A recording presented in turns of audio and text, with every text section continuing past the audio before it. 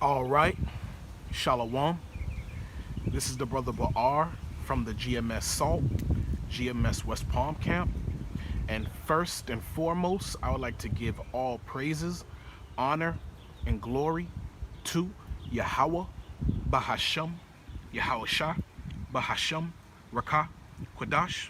I'd like to give double honors to the elders and apostles of Great Millstone. I like to give salutations to the Akim, preaching the gospel across the four corners of the earth in truth and in sincerity. Shalom. Uh, I'm back again.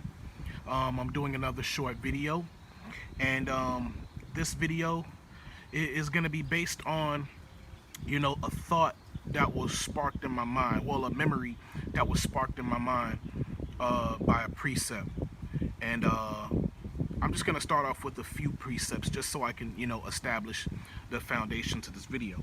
All right. The first precept that I'll be bringing out is John 14, verse 13, and it says, "Whatsoever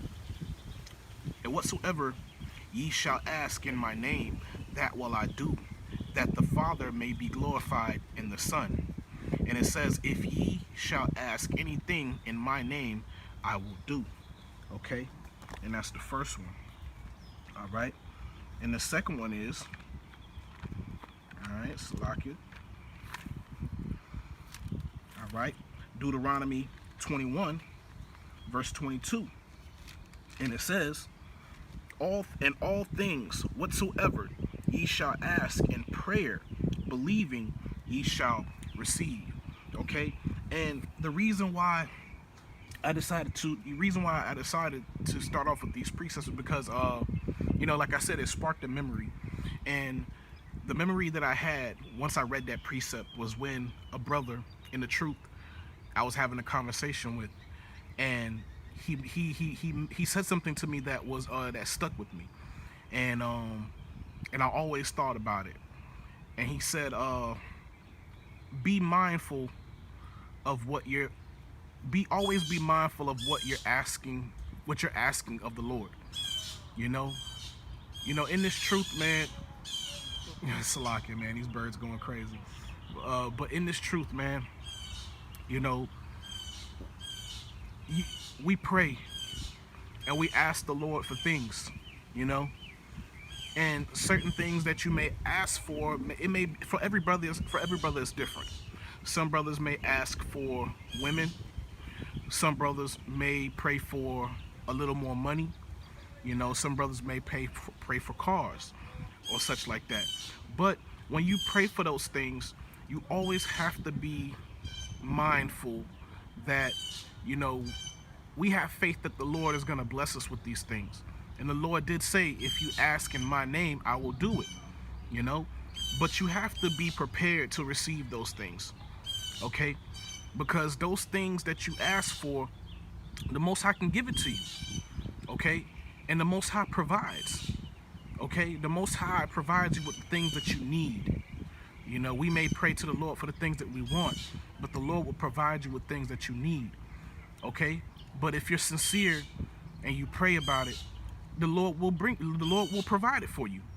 But be mindful of what you're asking for, because the Lord could bless you with certain things, but then he can try you as well with those things that he's giving you to see if you would maintain in the faith. Will you continue to do the work of the Lord?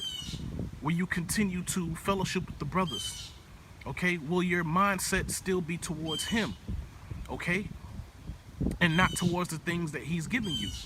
Okay? Because there's stories of great men in the scriptures that have been sidetracked by certain things that come into their life, like women, like riches, like power, so we have to be ready to receive those things, and not be distracted by those things, because the world that we're living in, the time that we're living in today, we understand through the scriptures that we're living at the end. We're living at the end of this kingdom, okay, the kingdom of Eve. Okay, so if you're observant of the times, then you would know that there's certain things that it's not needful for you to ask for. But certain brothers may want to ask for those certain things. But just be mindful of what you're asking for once again to receive those things. Okay? And always be mindful of what's important. Okay? In the time that we're living in. And in the time that we're living in, the word of the Lord is most important. Our faith in his word and in his name is most important. And don't forget that. And don't allow those things that come into your life allow you to sidetrack. Okay? Because even the apostles, they mention certain stories about certain brothers, man, that received certain things and strayed away from the truth, strayed away from doing the work, like women, okay, and money, okay. You may want that brand new car, even though you have a car that does the job for you, but still you want the new car, you know. But the Lord may give you those things just to try you, just to see to see where your heart is at. Okay, will you continue to serve him or no? Okay, but if you don't have those things and your life is okay and you're in a decent place, you have to be content with that. Okay, like I said, if you get the new car, what comes with that new car? You have to work more hours. Okay, more money is coming out your pocket. Okay, and that may distract you from doing the work of the Lord. Okay, and that's and I'm glad I'm thinking about it now because I used to a few like a month ago I used to work two jobs, and working two jobs, it's not easy, but I thank Yahweh Bashim Yahushua for blessing me with those two jobs because it both of them didn't pay much individually, but together, it provided. The Lord provided. Okay, and there were many times where men were like, "Yo, you should just work one job, work this job, and work 40 hours a week," and it was always in my spirit to turn it down. Okay, and I thank Yahweh Bashim Shah for having him putting that spirit on me to turn those things down, because if I had one job and I lost that one job, I would have been out of gas. You know what I'm saying? At least for that moment. But the Lord, put the spirit of contentment in me, because I acknowledged that he provided for me. When I was down and out, he provided. I may not make as much money as other brothers, but I make enough money that's sufficient for me. All right. So I want to go into First Timothy. Okay, First Timothy 6, and I'm gonna start at 6. All right. Salaki. All right. First Timothy 6, and I'm start at 6, and it says, "But godliness with contentment is great gain. For we brought nothing into this world, and it is certain we can carry nothing out." Okay, so godliness with contentment is great gain. Being in the spirit of the Lord is great gain, man. With contentment, as long as we have the word of the Lord, and the Lord is taking care of us. We may not have too much of anything, but we have enough to get by, and that's all we need. Okay, we just need our daily bread.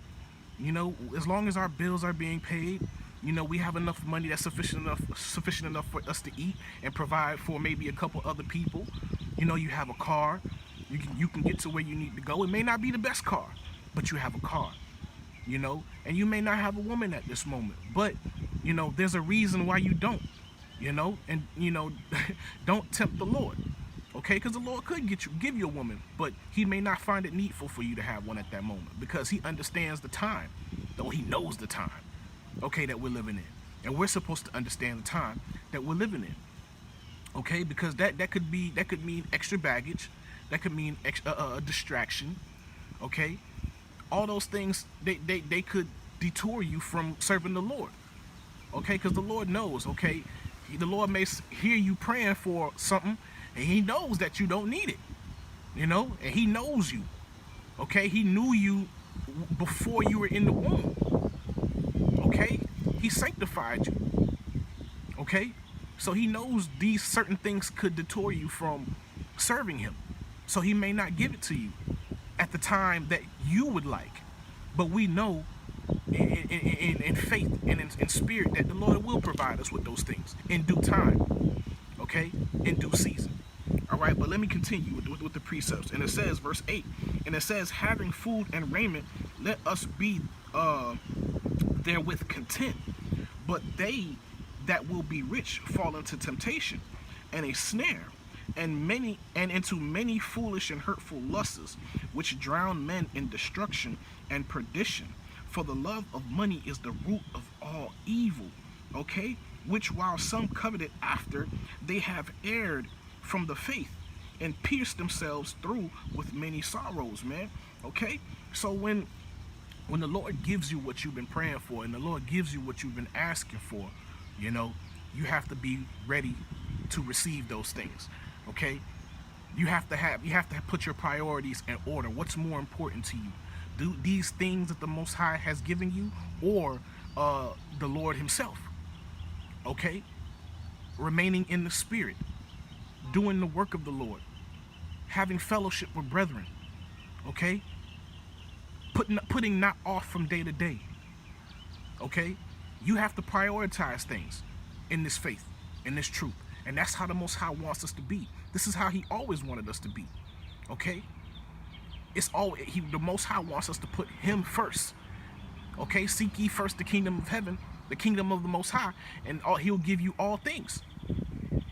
Okay? So we have to learn to be obedient first. But if we sidetrack and follow the lust of the flesh and the lust of the eyes, we're going to be destroyed, man. Those things will destroy you. Those things will not bring life. Okay? A woman could destroy you, man. Okay? If you give your strength into a woman, she can destroy you, man. She'll drive you crazy, man.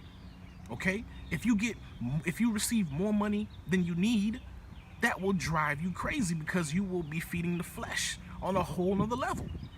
Okay? You won't be worried about serving the Lord much if you have a lot of money, because at that point you're not hurting for a lot. Okay, the Lord could do that to try you, man. All right, and it says, yeah, okay, but let me go to Sirach 15.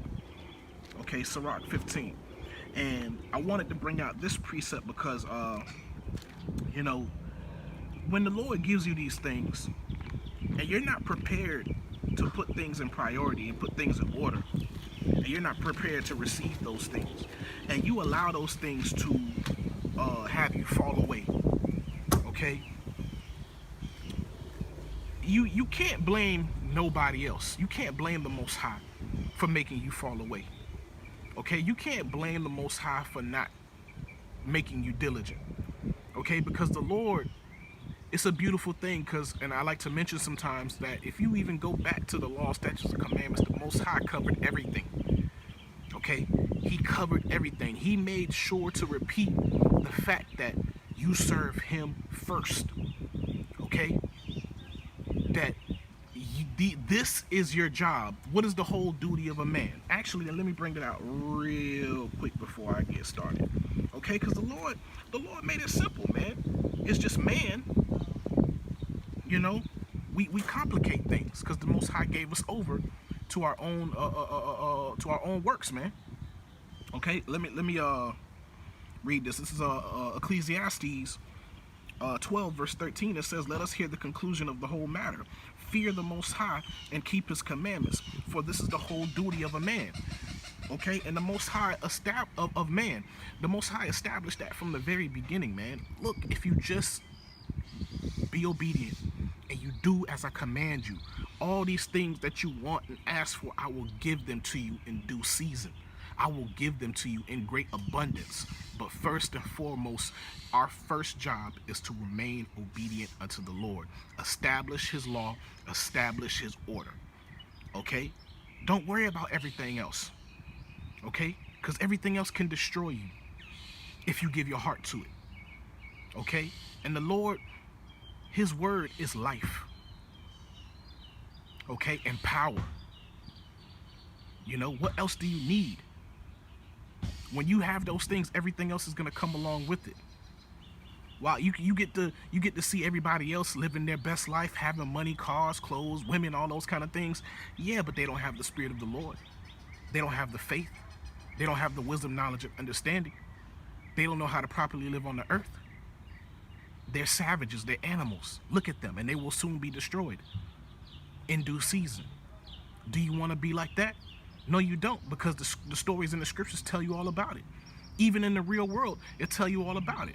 Side note, even these people who want to be rappers and entertainers, okay?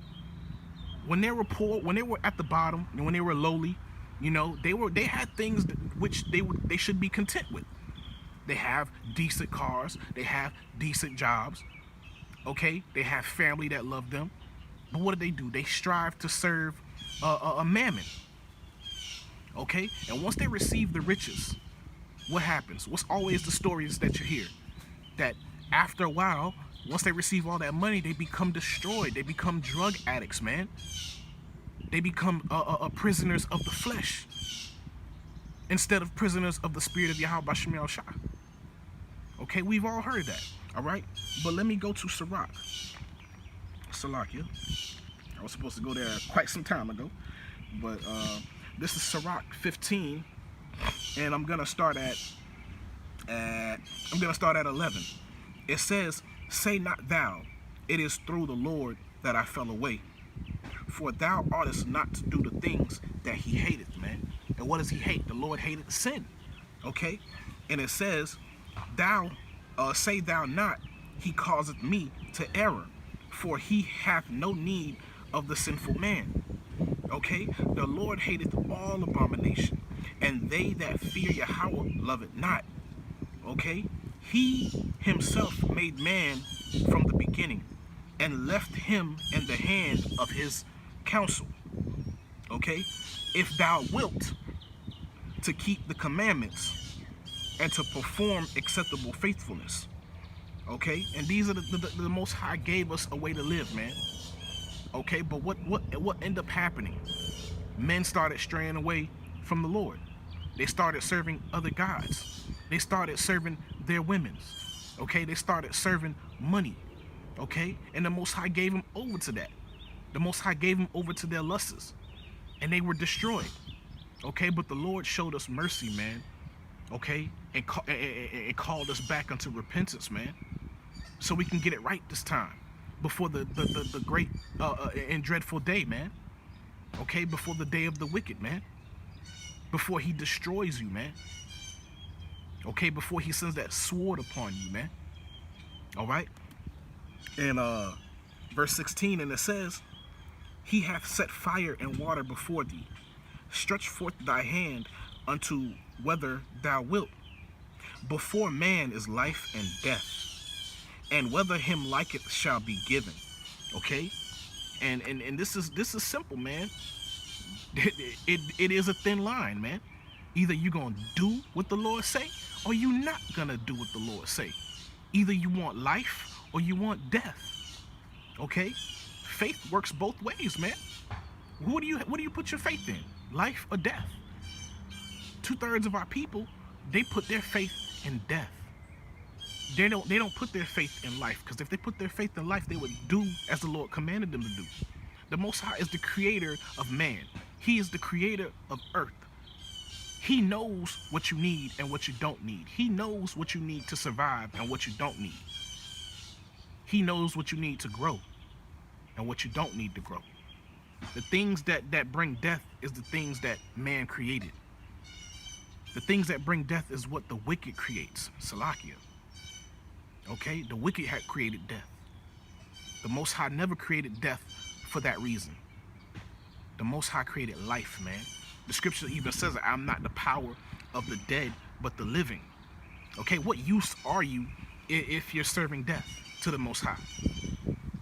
Okay? If you're serving death in the flesh, the Most High might as well just get rid of you. Well, he's gonna get rid of you. Okay, that he has no purpose of you. He can't do anything with you because you're not serving him. You're not doing things that bring on life. You're not teaching the law, statutes, and commandments. You're not following the law, statutes, and commandments. But you're showing your brothers and teaching your brothers the way of the world, the way of death. Well, the Most High is going to send his son to establish foundation, to establish his way. And we already know what the Lord said. Those who choose not to serve him, bring them before him and slay them. Okay? It's either you get down or you lay down. That's how it's gonna be with the Lord. There ain't gonna be no, like the elders say, like the apostles say, man, hopping back on the cross and dying all over again for you niggas, man. It's not gonna happen like that again. Okay? But let me continue, let me wrap it up, man. And it says, for the wisdom of the Lord is great, and he is mighty in power, and beholdeth all things. His eyes are upon them that fear him, and he knoweth every work of man. He hath commanded no man to do wickedly, neither hath he given any man license to sin, man. Okay? He gave no man license to sin. He gave no man license to be obedient, especially the men of his people. Okay? But, I wanted to wrap this up, man, and I hope you brothers were edified, man. This is the second video that I've made of this topic, man, because, YouTube is doing what they want to do, at this point. But we know what time we live in. I want to give all praises, honor, and glory to Yahweh, Bahasham, Yahweh Shah, Bahasham, Rakah, Quadash. I like to give double honors to the elders and apostles of Great Millstone. I like to give salutations to the Akim preaching the gospel across the four corners of the earth in truth and in sincerity. Shalom Akyam. Shalom.